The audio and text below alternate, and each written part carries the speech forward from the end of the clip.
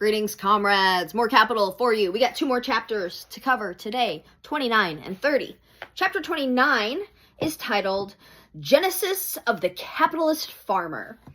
And it seeks to answer the question, where did the capitalists come from? And as with everything, if we understand historical materialism, it is a slow process that happened over the centuries. And he talks here about these different stages that the farmers kind of existed in to reach this capitalist stage.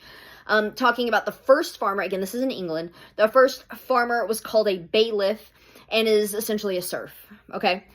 In the late 14th century, there was a farmer, but with a landlord who provided the seeds and tools. We would consider that a peasant. There's something called a metayer, M-E-T-A-Y-E-R, metayer, that doesn't matter, which is kind of a half farmer, half landlord. And then the farmer proper who hires wage laborers. And that's kind of where we are now. Even when we think about the farming class here, these people are landowners, but they often hire, undocumented workers so they can pay them less. So that's kind of where we are now. Talking about the agricultural revolution of the late 15th through 16th century. And again, the usurpation of the commons, taking this land that was arable, that people were growing food to survive on, and turning it over to cattle because they could make more money off of raising cattle. And some contracts would expire, and then people were able to lower the wages of workers, but their rent may have stayed the same, which is more money for the farmer. And there was a fall in the value of gold at the time, which also benefited the landowners. Go figure. Okay, chapter 30, another long title.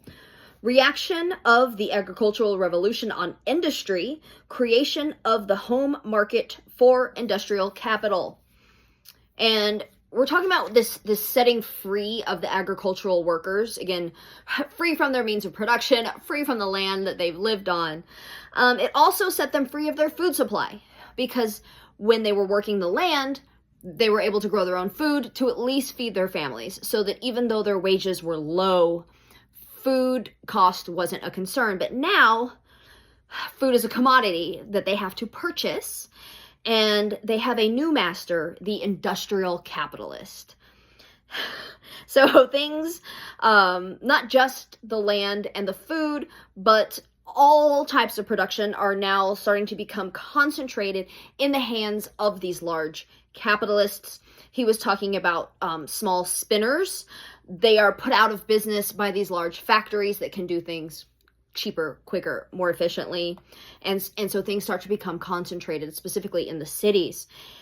Raw materials plus the means of subsistence have now become commodities, right? You are not able to grow your own food, to make your own things. You have to purchase them. And if you're not making any income, how are you supposed to feed your family?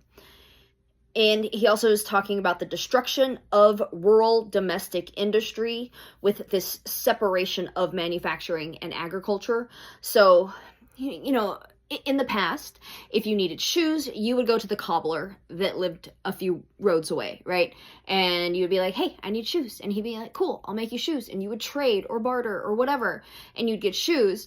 But now, because everything is made in these factories in the cities, you have to go into the city and purchase things with money. And that cobbler is now out of a job because what he does was less efficient than the factory can provide, right?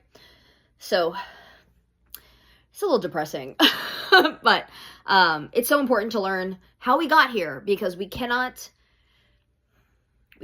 fix it unless we understand how we got here, why things are the way they are. And it starts at this time in the 15th and 16th centuries as capitalism becomes the dominant force of society. So we've got, I think, 2 more sections to cover. It might be 2 or 3 more videos. We'll see how many of these I make. But thanks for following along. Cheers, y'all.